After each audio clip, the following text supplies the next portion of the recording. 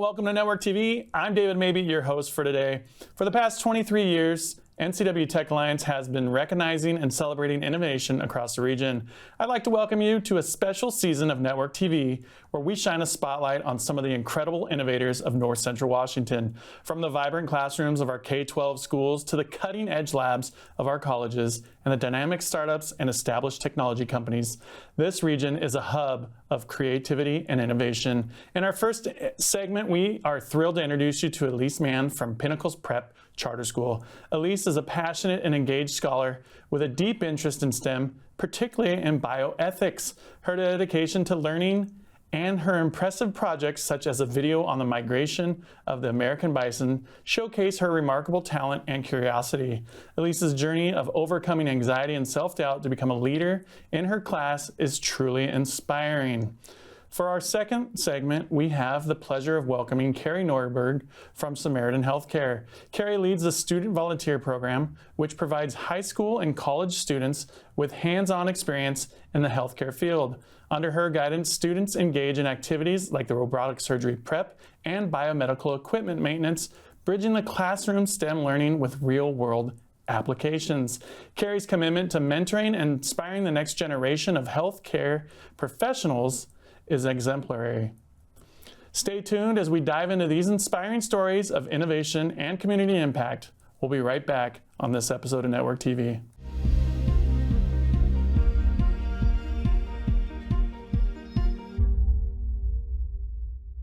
Welcome back to Network TV. I want to introduce you to Elise Mann from Pinnacles Prep Charter School, who has a passion for exploring STEM education. Elise, how are you doing today? Good. Good. Welcome to the show.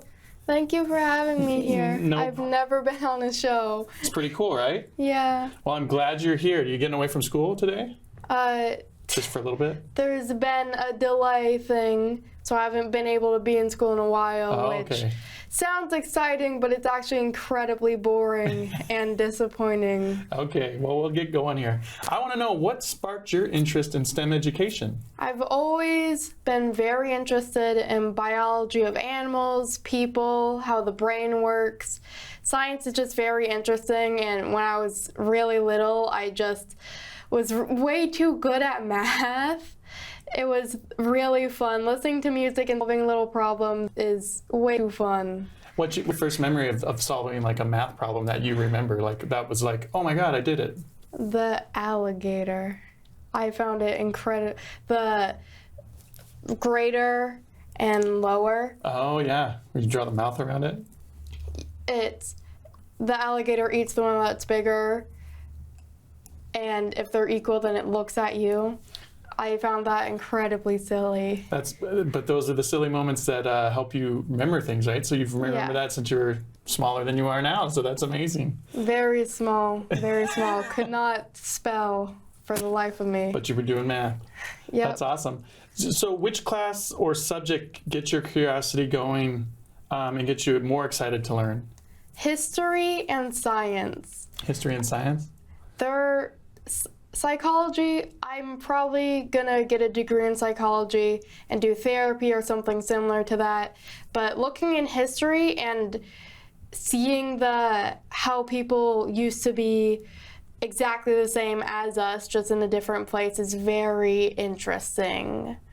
And who got you, what class, or did a specific teacher get you into history, or your parents, or was there a specific moment where you were just like, history's cool? YouTube videos. YouTube videos. Watching archaeology videos from a silly little guy who swears a lot, but he's also just loves talking about history and archaeology.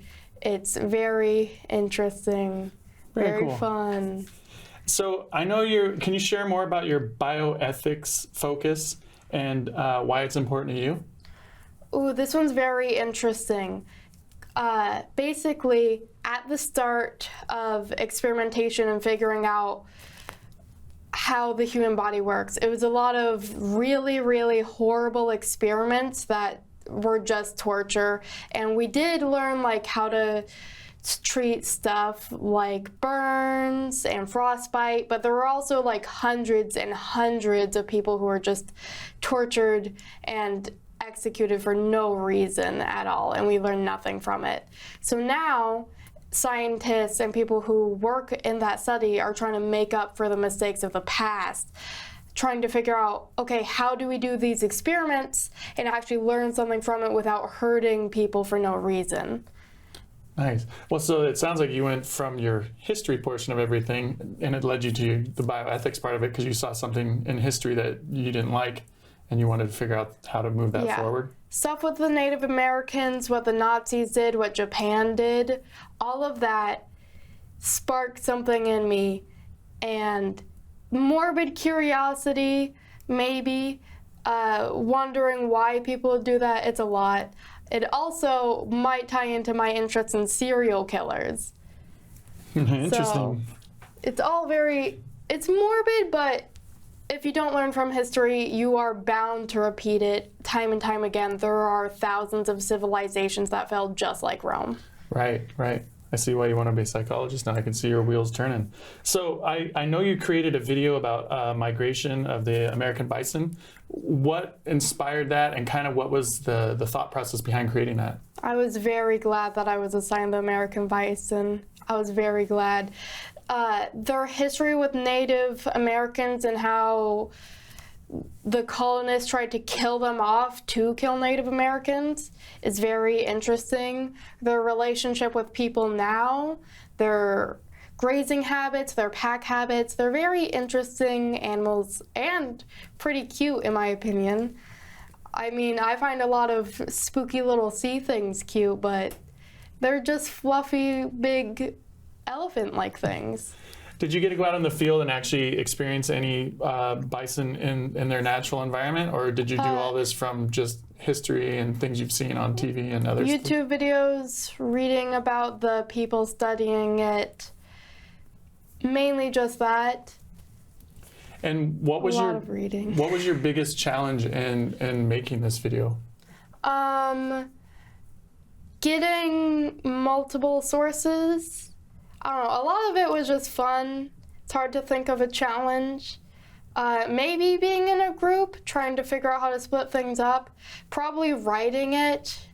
Dyslexic, so it's really hard to write things without thinking too hard about it and then just shutting down. Right. So how did you, what was something that helped you deal with that process? Text to speech. Powering through it and telling myself I can just get my mom to help me spell check it and make it sound like a human is writing it. That's powerful though. So you're saying some of the other students were talking about that earlier today too. They realized that the failure was part of the process, and if they didn't learn from the failure, then they couldn't move on. Yeah. So I think that's an important lesson you've learned. Actually, something interesting about it is that I always used to either be right where I was supposed to be or a grade behind in reading. And then now, when we did the test thing, where it was like testing where you are, I was in the top 90% of readers. Oh, nice. And I'm not even sure how that happened. Practice. I always tell my kids the only way to get better is practice. And now every day I read a new online book.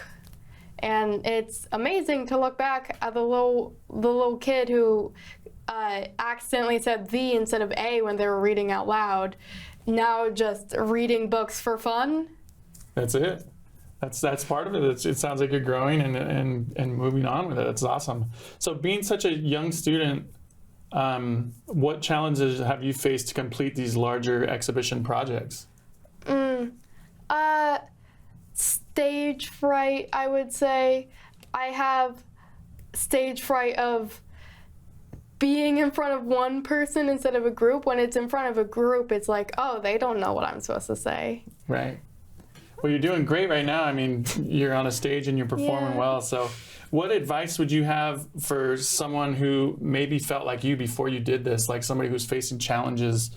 What kind of advice would you give to somebody who's shy or doesn't want to try to do something like this? Join a theater class. Join a theater class. Join the high school theater class.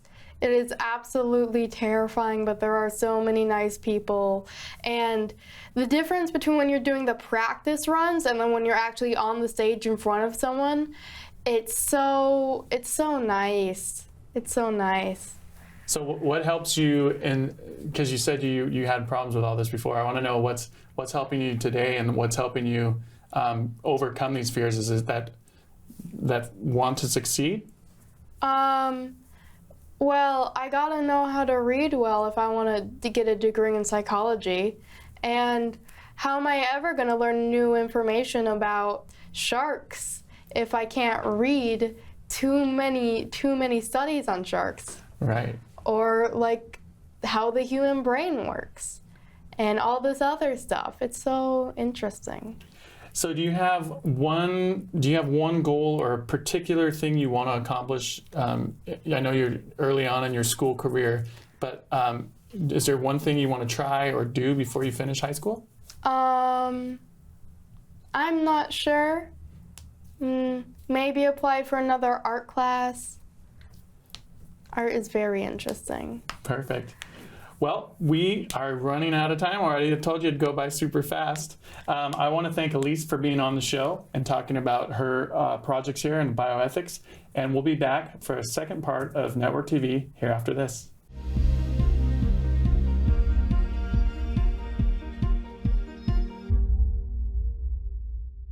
Welcome back to Network TV. I'm excited to introduce you to Carrie Nordberg from Samaritan Healthcare. Carrie, how are you doing today? Good morning. Great. Good to have you on. Thanks for being on. I want to know what inspired the development of the student volunteer program at Samaritan Healthcare. Well, the program was actually developed before I had started at Samaritan, but they unfortunately had to cancel it due to COVID. And in 2023, we felt comfortable bringing the program back, and we knew that there were students out there that had really suffered during the pandemic. They were lacking confidence. They had been isolated, stuck at home. And so we wanted to reach out to those students and encourage them to be a part of our program and really encourage them to look at the healthcare system, because there was a lot of negative impacts during the pandemic. And so we really wanted to show the students that being a part of the healthcare system could be a positive place to work. And was that part of all the negative that came out of the COVID situation with the students? Was that part of the reason that the program came back, or was it just coincidental? It was just kind of, we knew that it was a positive program prior to the pandemic, and we just wanted to make it even bigger than what it was before. And we knew that this would be a great opportunity for those students to get back into being with people and being a part of the community. Yeah, I can't even imagine being a kid during that time. Yeah. Can you describe some of the hands-on activities that students participate in this program? Our big goal for the program was to show students that there were lots of different departments that they could be a part of in a hospital. And so we wanted to show them that you could be in IT and work with computers, and you could be in nutritional services and help the patients and their families receive meals. And you could work in materials and in receiving. And so we wanted to show them that a hospital is not just nurses and doctors, that it takes an entire community of people to make it successful. Make it run. Is there any sort of prerequisites, or how does a student get involved with this program? We reached out to, we have a school called CB Tech, and we reached out to Upward Bound. That is a program within our district. I think they're throughout the state, that helps students that have difficult backgrounds or their first generation college bound students. And we went to them and spoke to them about the program and offered them applications. And really the only criteria is they had to have 2 adults, a teacher or someone in their life that maybe a boss or a counselor that would recommend them, and they needed to be 16 or older and just be in a school, in actually attending a school. And then, so how long is the program? Does the program length vary? It's 2 weeks long and 60 hours, which they can get credit for volunteer hours, which, looks great on scholarships and to apply to universities or schools. Perfect. How does the program kind of bridge the classroom STEM learning with the real-world healthcare applications? Well, we were excited to show in that CB Tech program that we have that's up in the Columbia Basin area, they have a CNA program along with an MA program, and they also have culinary. They have criminal justice, they have a manufacturing program. And so we reached out to those students at that school, showing them that they could all be a part of this program at the hospital and really focus on the area that they had talents in, or they were really focused on, or had a passion for. Right. And then we went to the general high school as well to reach out to students that maybe were excited about being a doctor or a nurse or an accountant or Right. anything like that. What have been some of like the biggest challenges then with getting this program rolling again? I didn't really see any challenges, except in the hospital setting, we had to make sure that everything was ready to really receive students again. We made it enough time post-COVID to make sure that all the areas that still had, some type of, like having contact with the public, that we made sure that still was able to do that. Yeah, I mean, it seems like there's different barriers with different hospitals, because it's even now with COVID still out there, kind of, it seems like people are kind of wary of who goes in where. Correct, yeah. What impact has this program had on students, particularly that first generation college-ready students? It has been really exciting to see these students. I think a lot of times in the home, they may not have someone to show them what is possible, what are the opportunities. And towards the end of the program, the last day, we have our human resources department show the students all the different kinds of jobs that are available for even just with a high school diploma, what they can do and they can work at while they're going on to increase their education, so they can earn money while they're, maybe getting a nursing degree or some type of added degree. Yeah. Do you see, do you have like a student who's been real impactful, or do you see, it seems like this is a program where once your friend does it and you can see somebody like you doing it, that it'd be easier to do. Have you seen that direct impact yet?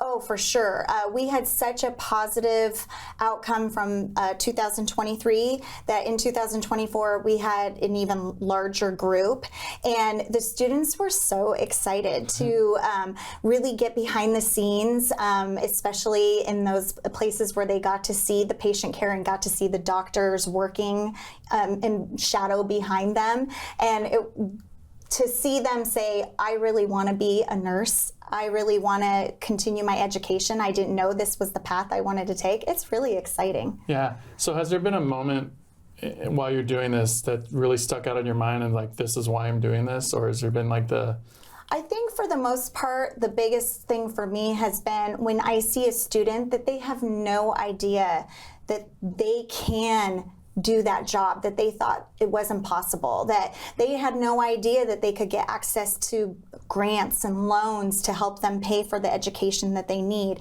and that job is not unattainable, that they can actually be that nurse or be that doctor. It's really exciting to see the light bulb come on and see the optimism in their eyes. Yeah, it's got to feel good. I mean, you're potentially changing somebody's life, but Yes. also like their generational life. Yes, for sure, for sure. How do you envision the future of this student volunteer program going?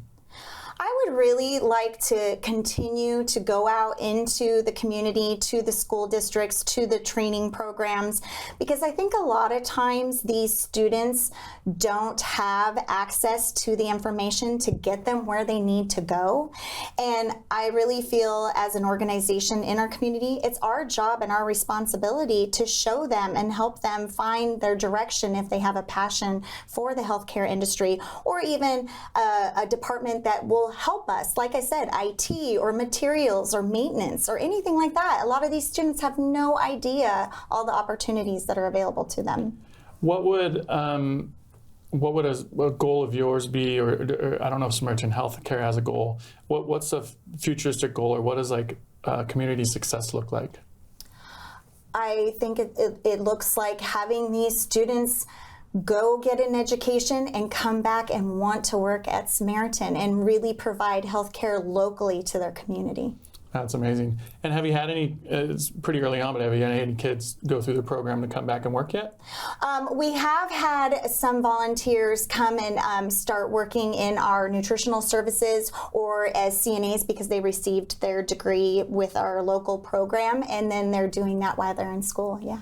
So if somebody wants to get involved with this program, can you tell us how they can reach out and get involved, or what the process would be? They can reach me at SamaritanHealthcare.com, and it's under the volunteer tab. The applications for the program go out in March, and then we begin interviews in April, and the program is in July and August, 2 weeks of each month. Perfect. Well, we're wrapping up just a little bit early, but I want to thank you for coming on and taking the time to talk about it. Thank you. That's going to do it for this episode of Network TV. We hope you tune in next week.